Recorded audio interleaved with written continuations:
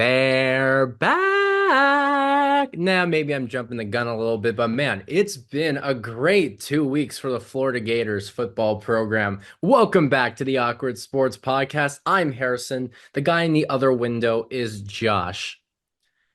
The other window. I'm not the main window. I'm the other window now. Is that how you see me, Harrison? Well, look, if I'm in one, you're in the other.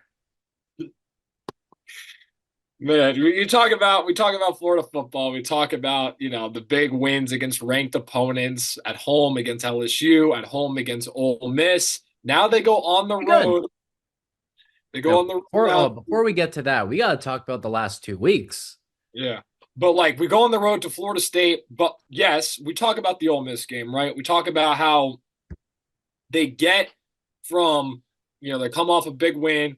They go against Ole Miss. Ole Miss coming off a big win themselves against University of Georgia. Them being at home, Georgia having to go on the road. It's just different going on the road in the SEC. It's tough. Even the best teams struggle on the road in the Southeastern Conference. You look at, like we just said, Georgia struggled at Ole Miss. Ole Miss struggled at Florida. Florida struggled at Texas. I mean, look at it. Alabama and Oklahoma played this week, and I believe that was a home game for Yes, it was. It was in Norman. and Alabama got rolled. The SEC The tide got rolled. the tide got Got rolled. and it was one of those things where it goes to show, like in every home field environment in the SEC, it's just different. Alabama even went on the road to Vanderbilt and lost there too. So it's like there is no environment that is easy to play in this league and in this conference, which is why the best teams play in this league, in this conference. Now, you look at the Ole Miss game.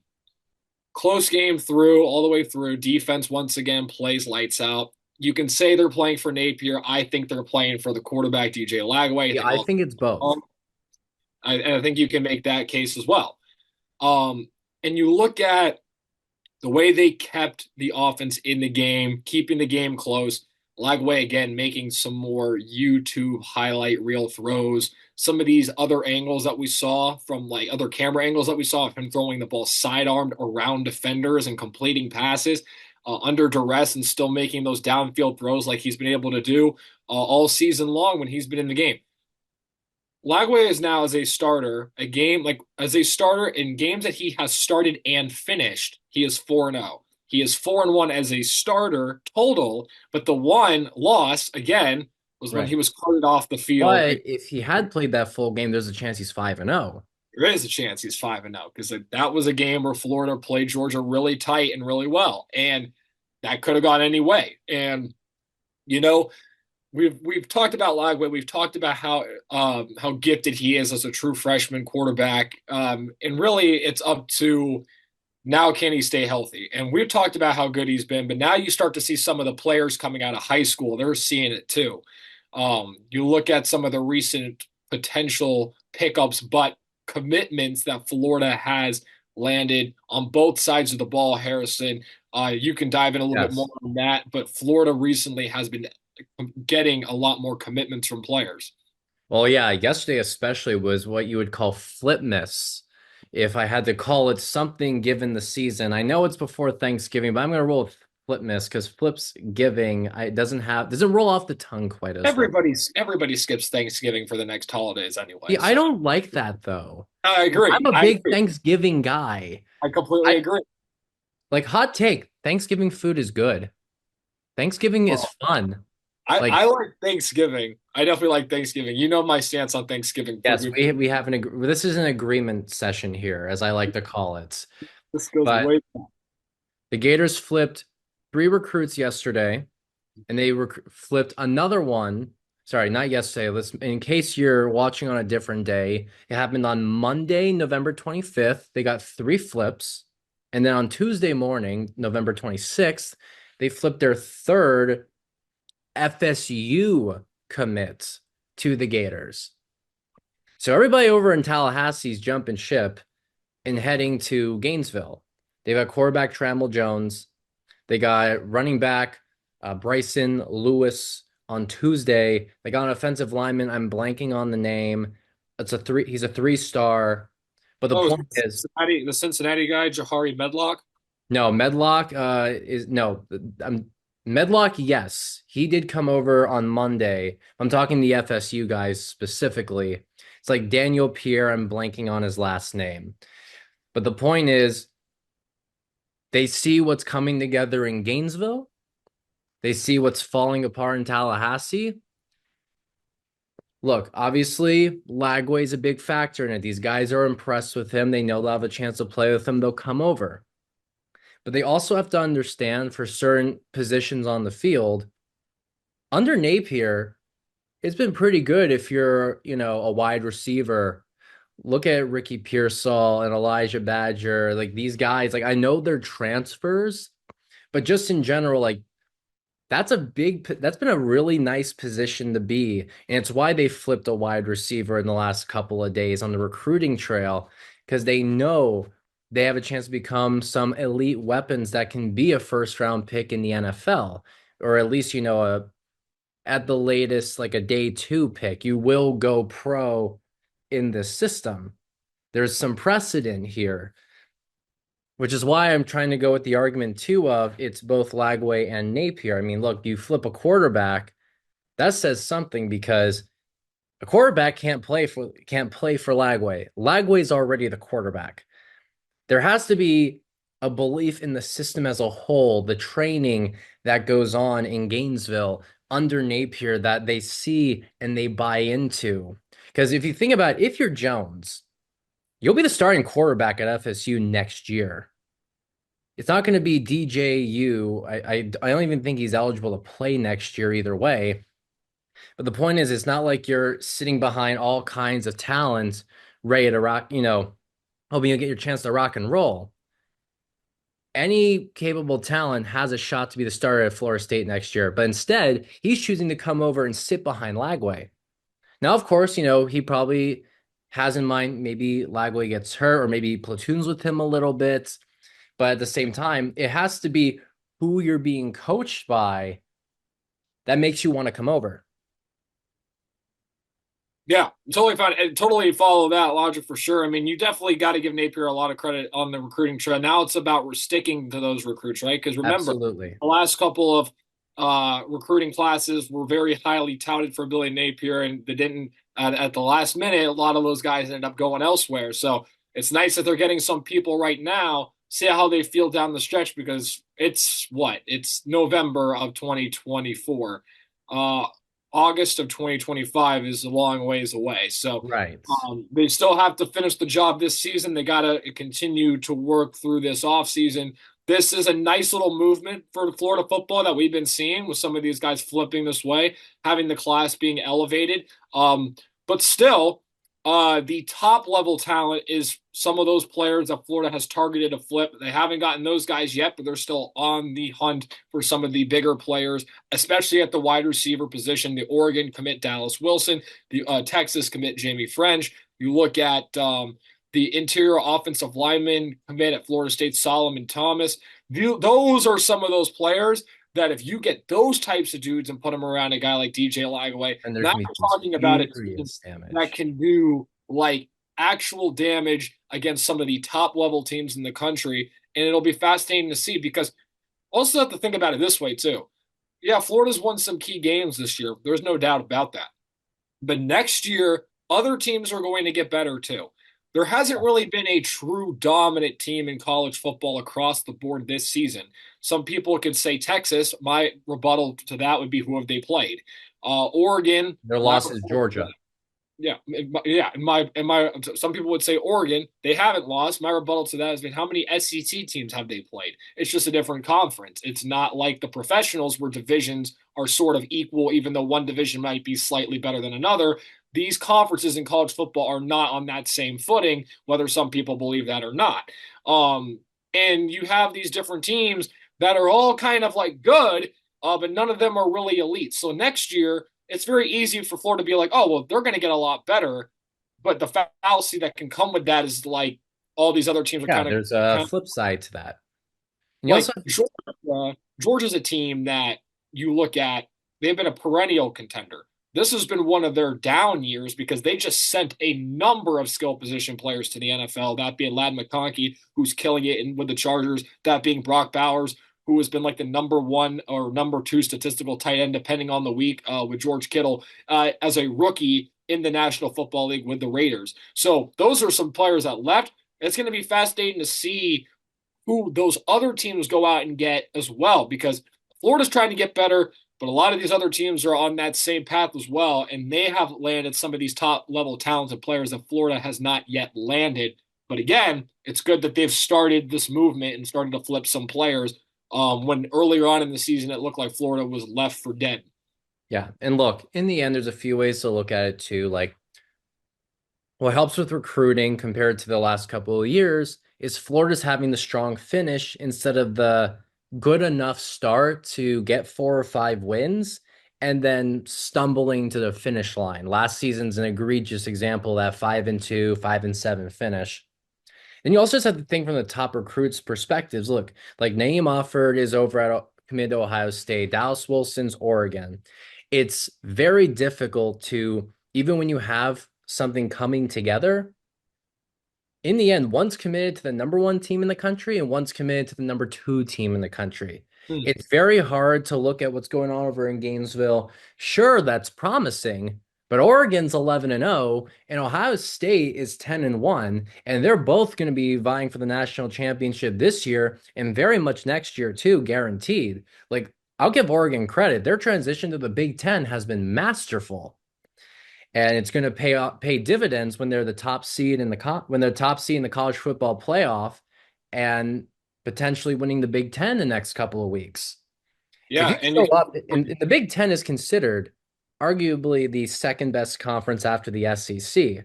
yeah, for So sure. I don't think there's really a debate, just for objectivity's sake. You jump into that conference and you just win it year one.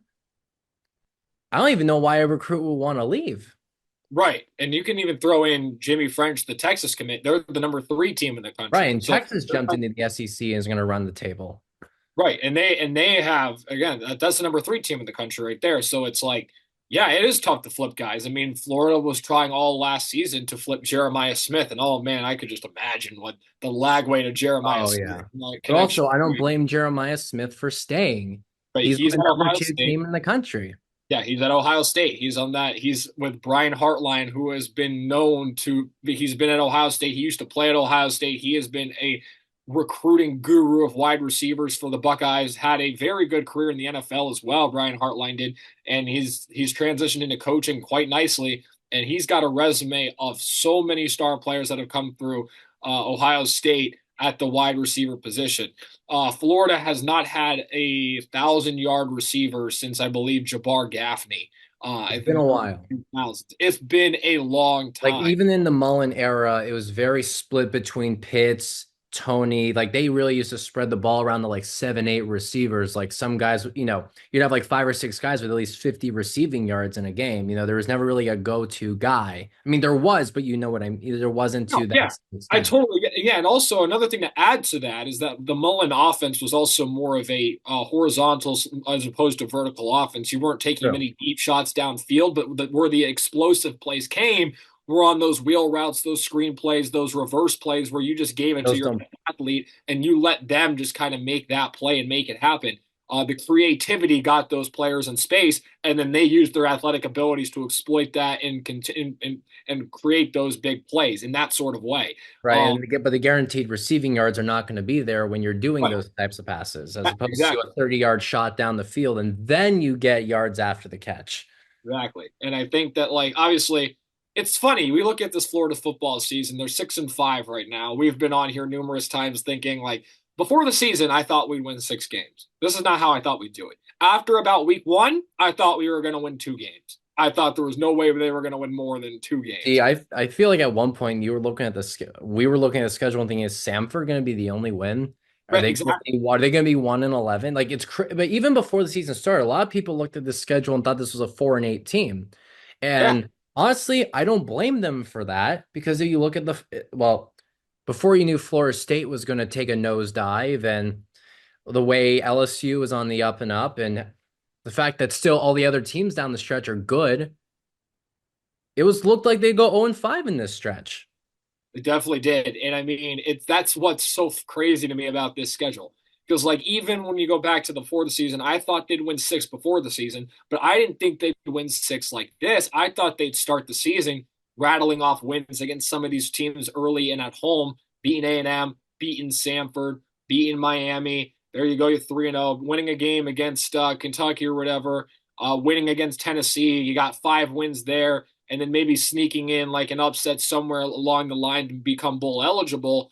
And then really what happened was quite the opposite. They lost to A&M. They got rolled by Miami. They lost to Tennessee, and instead they beat an LSU. They beat an Ole Miss. Some of these teams that we just kind of gave them no chance at the beginning of the season, at least, to even contend with these teams. And instead of not only contending, they were able to win some of those games. Again, credit the fact that they were at home. The Swamp was one of the toughest places to play.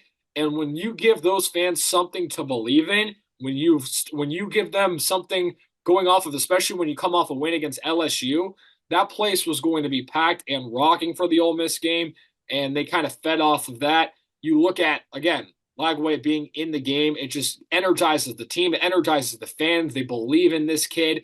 Like they haven't believed in a quarterback for a long time. I believe in Lagway more than I believed in Kyle Trask. I believed in the system that Kyle Trask was a part of. I believed in Mullen's play calling. I haven't believed in a quarterback like this since Will Greer in 2015 with Jim McElwain in his first year, because that defense was, again, that year was phenomenal. Bro, But that's a big what if, isn't it? If Greer had bro, just been around that full year. and speaking of, that was a giant, and we talk about Florida Ole Miss, right? That 2015 matchup between Florida and Ole Miss was its own incredible feat because Ole Miss wasn't the number 9 team in the country. They were a top 5 team in the country, and Florida beat the brakes off that team 38-10 at home. So, like, Lagway came in and beat a really good Ole Miss team as well. And I haven't believed in a quarterback like this since Will Greer in 2015. So that's been almost a decade. See, for me, I was a very big Kyle Trask reliever, but sorry, believer, not reliever. Let me speak some English here. But also, I believed in the guy when he was still backing up Felipe Franks. I was saying for over a season, there's this guy who's throwing darts in the Charleston Southern game, very accurate. Why aren't we giving him a shot when every week we're frustrated with Felipe Franks? But I Right. mean, that's a whole discussion we can have related to Mullen and how he's, He did it's that just too. certain players. But And anyway, yeah. No, I completely agree. Because like there were some quarterbacks in his era that were like, why is he sitting? Like, why is this guy sitting yeah, behind this guy? we had And the same debate with AR and Emory Jones. right. But we have to keep that standard the same here because I think I'm going to say this because I think, and I firmly believe this, the Graham Mertz injury saved Billy Napier's job I because agree. I do not, fully agree.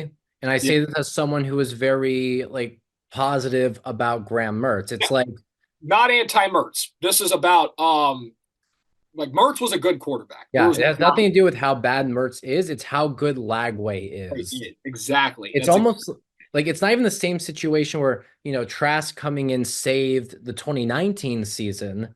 Right. Because I don't think they go 11-2 and win an Orange Bowl if Felipe Franks is the quarterback. You probably don't. But Right. also, it's not the same. Like we thought Mertz was solid. Not everyone was big on Franks. Like, yes, a No, lot of people thought the game was over because Franks got hurt, but that's again, we're talking that's a different history. thing. Yeah, that's a different thing with like when somebody gets hurt, it sucks the energy out of a team. You don't really know where to go from there. And in came Kyle Trask and he saved the day. But yeah, I mean, when Mertz went down and then like actually down for real in the Tennessee game where there was no choice but to go with Lagway as the QB, that was that was the moment where like the season kind of turned around because Lagway came in, he made a lot of big plays and he gave this team something to believe in. And honestly, I don't know if Napier ever makes that full commitment. He was doing this No, he when wouldn't have. Mertz got hurt first.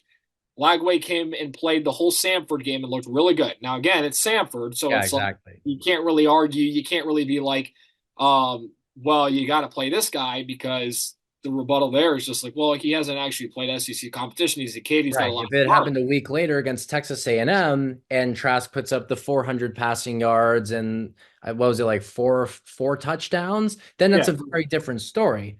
And But it just happened to happen a few weeks later against Tennessee. And the honestly, one of the biggest things that I have to give Lagway for, like, forget just the raw talent, just the maturity level for a 19-year-old to come in so composed and just take command and lead this team.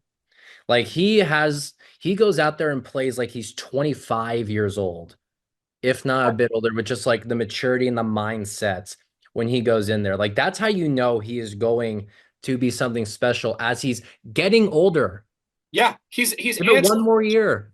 he's answering questions at the podium like he's Tom Brady. He's answering. Yeah. Like they asked him about the chants, the DJ chants that he was receiving as he was leaving the field, and he goes, "It's a team sport. I don't really pay attention to that. Nobody is bigger than the program." And I'm like, "This kid's 19 and he's answering questions like Yeah. that." I'm like, so like And if in he had on, and even if he had just went, oh, I think it's great, it's kind of fun to hear, I wouldn't have even have faulted him for that. yeah, Because you know no, what I mean? yeah, yeah, I wouldn't have. I mean, I would have been like, if somebody asked me that and I was in his shoes, I would have been like, it's awesome. Yeah, Like, it's cool. Like, I didn't, you still find a way to be humble. Like, oh, what I mean, I'm glad to be in this position, all that, but, it's still pretty great. No, he just went to that was a the, Brady-esque answer at the the podium. Brady-esque answer. And here's where I'll Wise defend beyond Napier. his years. Here's where I'll defend Napier in the situation like this. Quarterbacks don't start as a freshman in the SEC. It doesn't happen. You look back, Cam Newton didn't start. Cam Newton's one of the all-time greatest. You look at Tim Tebow. Even he as a freshman, he got playing time. He wasn't really starting as a freshman in the SEC. You usually have to wait your turn. The only time you really see a freshman in the SEC starting is if an injury occurs. Fromm wasn't playing until Jacob Eason went down. Um, you look at Alabama's QBs; it's very like Tua had to come in for Jalen Hurts when Jalen Hurts wasn't playing well in the championship game, and he wasn't even starting. So like, there's a number of examples. It just doesn't happen in this conference. So the fact that it's hard to kind of sell somebody on, yeah, this kid's better when he is a true freshman. He only is 19 and he doesn't have that experience and how good the conference is. But for him to have not only like met the expectations early on with all the hype surrounding him, especially in Gainesville, everyone thought this guy was going to be like the savior of this Florida football program, and he came in and he has done everything that he has done everything that you would have expected him to do and more. Like the passes that he's throwing are like senior level passes, NFL level throws, and I'm thinking to myself, every once in a great while he'll miss a throw, and it just reminds me, I'm like, oh yeah, this kid's a freshman, but like he doesn't miss Right. throws, he just doesn't miss them, and it's like Yeah, it's what it's doesn't the he have like the best accuracy for 20-yard passes or more? the Is that the country. stat I'm getting correct? Like he has the best deep balls completion rates? He had a PFF grade of like a 99.4 on passes 20 yards or longer. 99.4, and that leads the country as a true freshman in the toughest conference in college football. Um, and also credits to the offensive line. They've been really good this year. Jake Slaughter up front Yeah. at center has been one of the best. Yeah, the number of sacks they've really cut down sacks this year, which Yeah, is and unbelievable. I think they were sacked like 39 Gator quarterbacks were sacked like 39 times last year, and now it's below 20 still. I don't have the numbers after the Ole Miss game, but it added up to less uh under 20 after LSU. yeah. I mean, yeah, and they've protected him well. He's made great throws. Um, Now it's just about they got to start continuing to surround him with more skill position players. Obviously, Wilson is out for the season, so that he doesn't have him to go to. Like to upgrade at that tight end position. There's no Kyle Pitts in Gainesville right now. No, they have not had There's arguably a no reliable tight end since Pitts left. And, I like some of the guys who are here, but, yeah, they're not going to be the top receiving tight ends. They're helping the offensive line, which is great. it's great. O-line has benefited from that, but, a tight end has two jobs. Hands down. And I think that and it's not that saying that the position players that we have aren't adequate or anything, but it's more like when you have a transcendent player at a position, and you can pair that transcendent player with another transcendent player, that's when you see special. That's when you get Jamar Chase and Joe Burrow. That's when you get some of the best that have come through here. When Bama had Amari Cooper and AJ McCarron, and they just had like this connection. It just worked.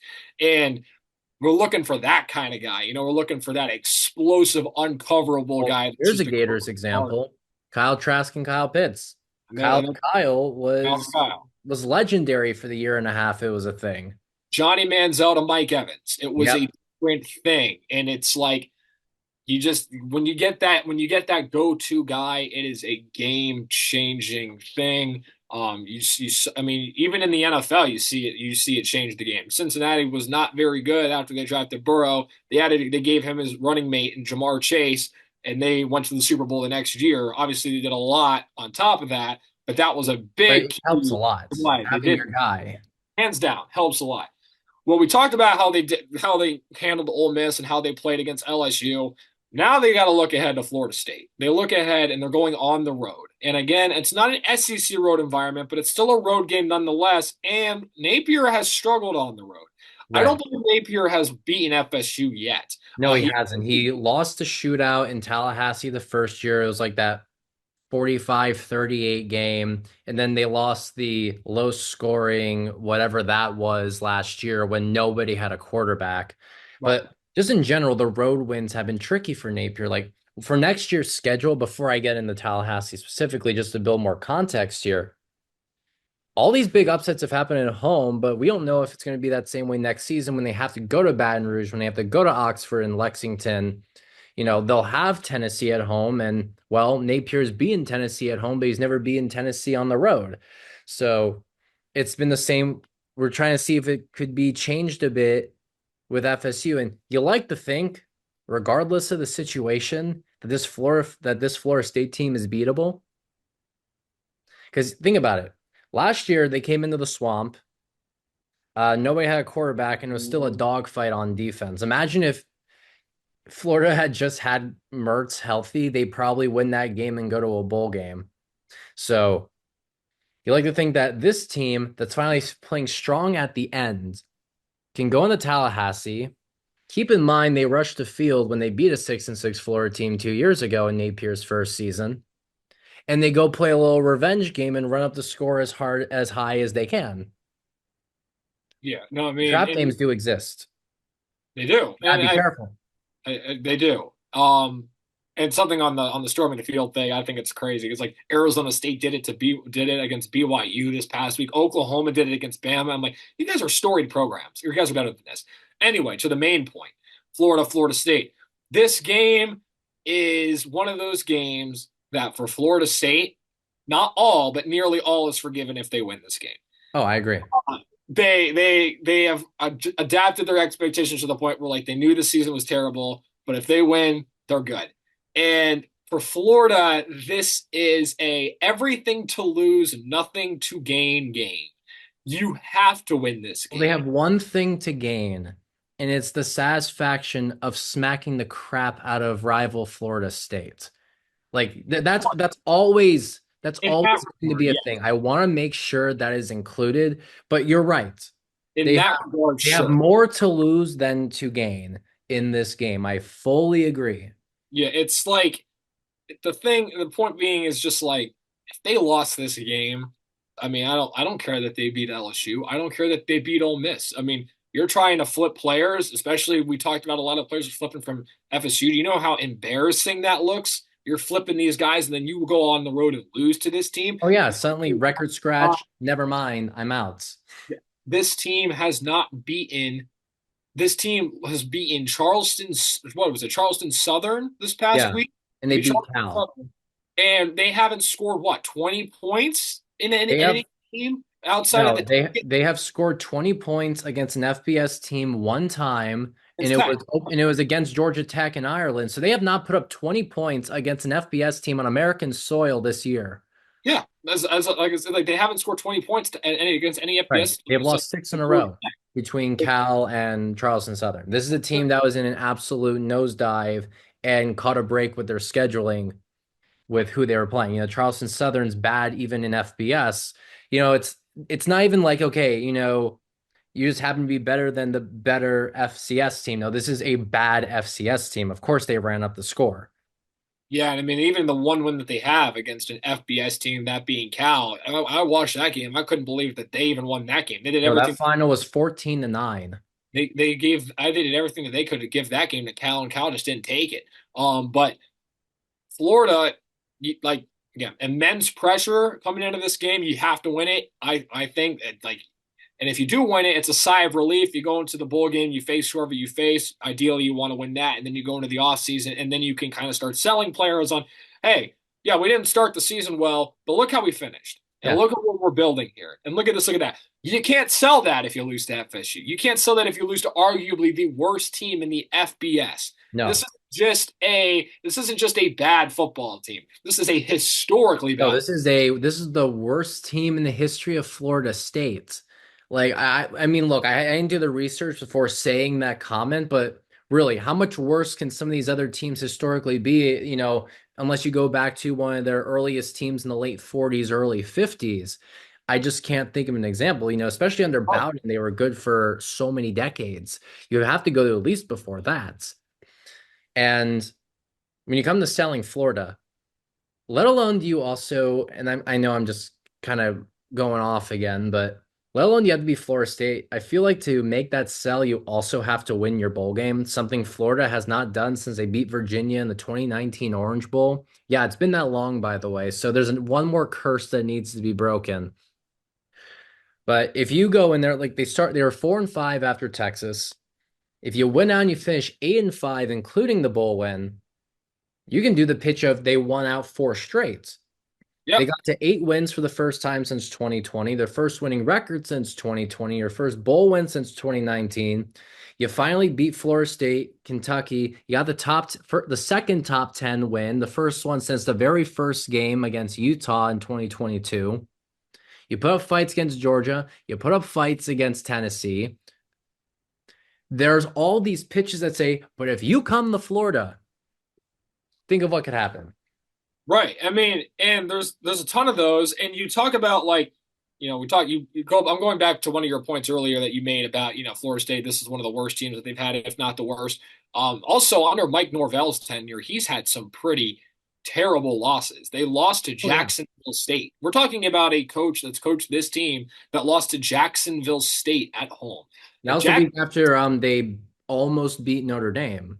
yeah, and if Jacksonville State can go into that building and win a game and against a team that wasn't a two-win team. I mean, you got to go in there. You got to go in there and win that game. You have to find a way to win that game. They're getting up for that game because they got nothing to lose. They are going to be motivated. They're tired. There's a satisfaction saying at least you beat your rivalry week. It's like at least you didn't get. It's like more out of like, don't get embarrassed. It's like get out there, go out, do your thing. Like don't mess up type of thing. Obviously not the mentality you want to have, but the reality is that's kind of what it looks like. Um, can they go on the road and handle that? Can Napier get a road win? Because if they do lose that game, then you're looking at another scenario where it's like, again, can you really believe in this coaching staff if they're losing games like that? Because the narrative then becomes for sure like Napier can't win on the road and got to win on the road. Like You have it's to win nice. on the road. Absolutely. It's nice to win games at home, even against ranked teams at home. They beat Utah in his first game as a head coach for the Gators at home. It's been nice to see some of those wins for sure, but the best teams, the teams that you really like to see that are that you Best have teams win confidence, everywhere. they win on the road. They do. I mean, even look at the NFL. The Detroit Lions have won all of their games on the road this year. That is a real team, and a lot of people look at them as perhaps the best team in the NFL. But yeah, great teams win on the road. So they have to go out. They have to go out to Tallahassee and find a way to get this win, or else there's going to be other discussions, to be had going into the offseason. Right. And look, if you have all this momentum and you fall on your face at the end, yeah, the Billy Napier questions will come back 100%. But we'll find out because the Florida Gators on Saturday, take on Florida State for rivalry week. We will be in touch on that after Thanksgiving, after well, obviously it's after Black Friday. The game's on Saturday. What the hell am I talking about? But we'll be back next week. We'll roll with that. I'm Harrison. That's Josh. This is the Awkward Sports Podcast, and we will see you next time.